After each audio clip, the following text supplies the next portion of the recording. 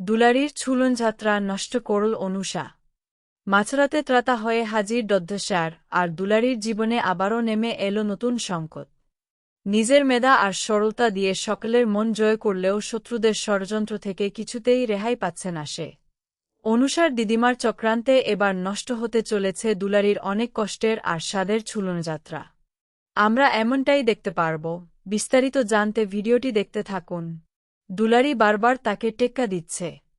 এমনকি অনুষার বাবার মনও জয় করে নিয়েছে দুলারী। এই অপমানে অনুষা এতটাই পাগল হয়ে গেছে যে সে নিজের মাকে বলে বসে সে মরে যেতে চায়। কিন্তু অনুষার দিদিমা তাকে শান্ত করে এক ভয়ঙ্কর পরামর্শ দেয়। দিদিমা জানায় শিকারকে সব সময় প্রথমে অসতর্ক হতে দিতে হয়। দুলারীকে এখন উঠতে দিতে হবে, আর ঠিক সুযোগ বুঝে এমন এক ছোবল মারতে হবে যাতে এক আঘাতেই সব শেষ হয়ে যায়। অন্যদিকে হোস্টেলে দুলারী আর তার বান্ধবী গুলতি ক্যালেন্ডার দেখতে গিয়ে বুঝতে পারে কাল ছুলন যাত্রা। ঝুলনের কথা মনে পড়তেই দুলারীর চোখে ভেসে ওঠে তার গ্রামের স্মৃতি। দাদু নিজের হাতে রাধাকৃষ্ণের ছোট ছোট মূর্তি, দোলনা আর গাছপালা বানাতেন।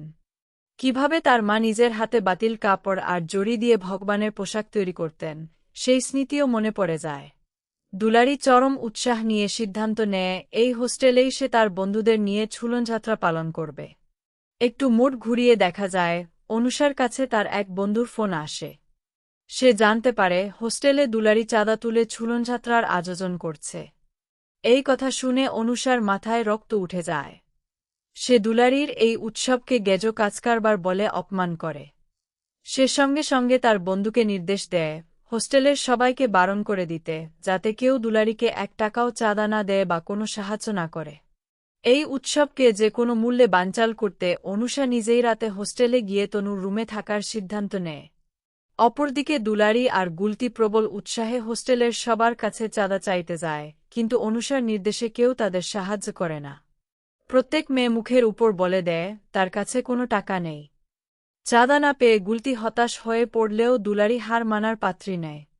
সে হোস্টেলের বাইরে থাকা একটি দামি জুতো দেখে বুঝতে পারে এই চক্রান্ত অনুসারী কারা। দুলারী শপথ নেয় যাই হয়ে যাক রাধাকৃষ্ণের ঝুলন সে সাজাবেই। এরপর দেখা যায় এক অদ্ভুত সুন্দর দৃশ্য।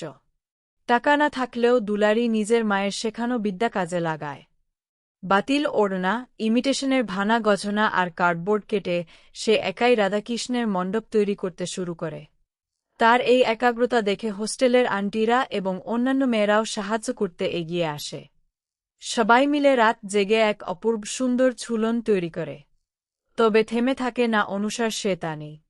রাতে অনুষা তার দলবল নিয়ে সেখানে উপস্থিত হয়। দুলারীর তৈরি এত সুন্দর মণ্ডপ দেখে অনুষা মনে মনে আরও জ্বলে ওঠে। তার চোখে ভেসে ওঠে ফ্রেশার্স পার্টির সেই দিনের কথা, যেদিন দুলারীর পায়ের কাছে বসে তাকে পা ধুয়ে দিতে হয়েছিল। সেই পুরনো রাগ আর অহংকারে অন্ধ হয়ে অনুষা এগিয়ে যায় এবং সজোরে লাথি মেরে দুলারীর হাতে সাজানো ঝুলনের ঘোড়া আর পুরো মণ্ডপ ভেঙে চুরমার করে দেয়। তছনছ হয়ে যায় দুলারীর সব স্বপ্ন। নিজের হাতে সাজানো ভগবানের এই অপমান দেখে দুলারী হাউহাউ করে কেঁদে ওঠে।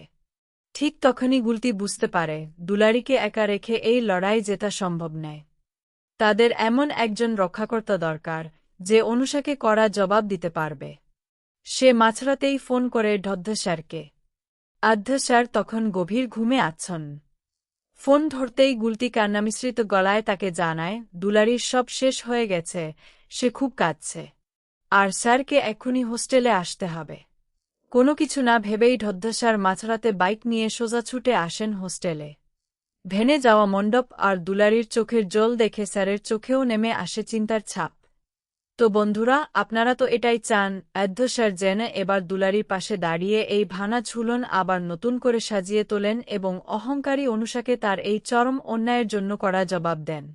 আপনাদের কি মনে হয় দধ্যস্যার কি পারবেন দুলারীর মুখে আবার হাসি ফোটাতে? কমেন্ট করে জানাতে ভুলবেন না।